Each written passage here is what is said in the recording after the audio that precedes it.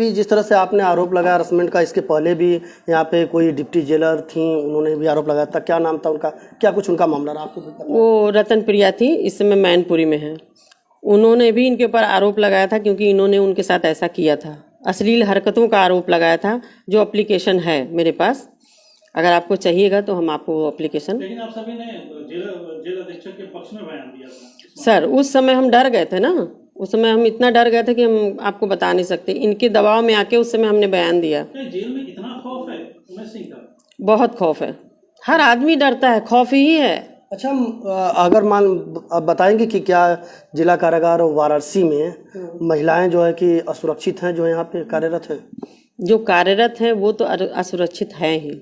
महिला बंदी ठीक है, लेकिन जो हम लोग ड्यूटी वाले हैं वो असुरक्षित हैं, खासकर हम हैं। बाकी एक महिला और हैं, वो नहीं है, क्योंकि उन्होंने उनके पक्ष में बयान दिया है। वो तो उनको भगवान मानती हैं, कहती हैं ये भगवान है हमारे। वो नहीं देंगी बयान, कभी भी नहीं देंगे उनके विपक्ष में। उमेश सिंह लगातार आपने बताया कि वे योगी जी के करीबी हैं और वे जब भी बनेंगे मंत्री बनेंगे, तो इस तरह का भी आपने आरोप लगाया था कि इसमें क्या कुछ है? उन्होंने एक बार नहीं, उन्होंने 101 बार कहा है कि मैं मंत्री बनूंगा और कारागार मंत्री बनूंगा।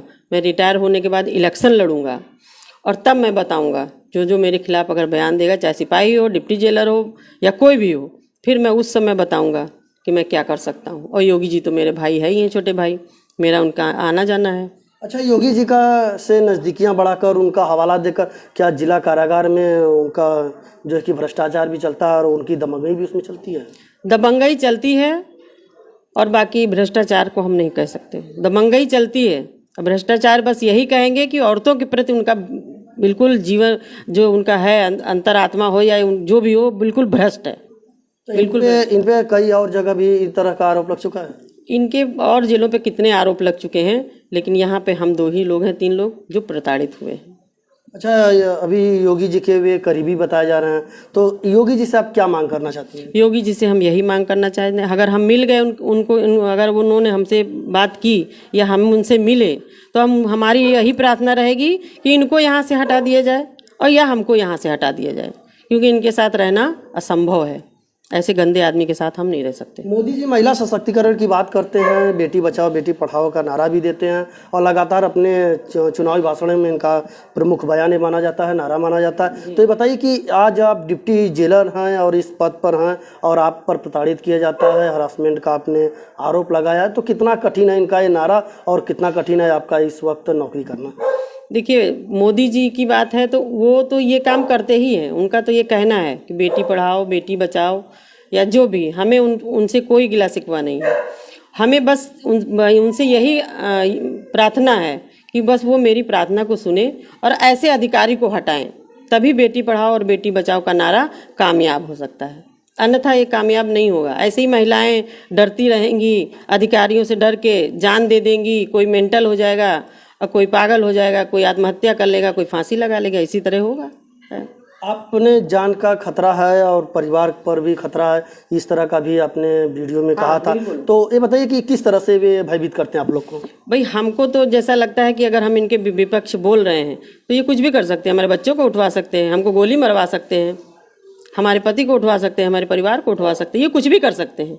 ये हम खुलेआम कह रहे हैं, ये कुछ भी कर सकते हैं। अच्छा, इससे पता चला है कि आपने मतलब प्रताड़ना इस लेवल की थी कि आपने आत्महत्या तक अपने दिमाग में सोची? हाँ, मैंने सोच लिया था कि जो है एक दिन हम इनके ऑफिस में ही आत्महत्या कर लेंगे। हमने ये सोचा था, मेरे माइंड में आया था। हम रोते हुए आए तो मेरे बच्चों ने हमसे पूछा, हमने कहा एक दिन ये ऐसा ऐसा बोलता है कि हमको असहनीय हो जाता है, हम एक दिन इन्हीं के ऑफिस में लटक जाएंगे। और हम मुख्यालय में भी कह के आए थे, अगर हमारी बात को नहीं सुना गया तो मैं उनके ऑफिस में ही आत्महत्या करूंगी, क्योंकि सुनते सुनते मैं परेशान हो गई, अब मैं सुन नहीं पाऊंगी। अच्छा, ये बताइए कि वो पावरफुल भी हैं और मीडिया में आपने बयान दिया है, तो क्या लगता है कि मीडिया में बयान देने के बाद और आपकी समस्या और बड़ी हो जाएंगी? बिल्कुल बड़ी हो जाएंगी। मेरी समस्या हो सकता है बड़ी हो जाए और हो सकता है ना हो, लेकिन आपने बताया कि कई जगह आपने गुहार लगाया, तो उन पे जांच क्यों नहीं हो पाती है? आखिरकार उमेश सिंह का इतना ताकतवर कैसे? उनका कहना ये है कि कोई कुछ भी कर ले, मुख्यालय से लेके शासन से लेके सब बिका हुआ है, मैं सबको इतना पैसा खिला दूंगा कि कोई कुछ भी कर ले, मेरे खिलाफ कोई लिख पढ़ा ही नहीं सकता। बस यही बोलते हैं कि सब पैसे के भूखे हैं, मैं इतना ना उनके मुंह में ठूस दूंगा कि कोई मेरे खिलाफ बोलेगा ही नहीं। इतने पैसे वाले हैं उनमें से?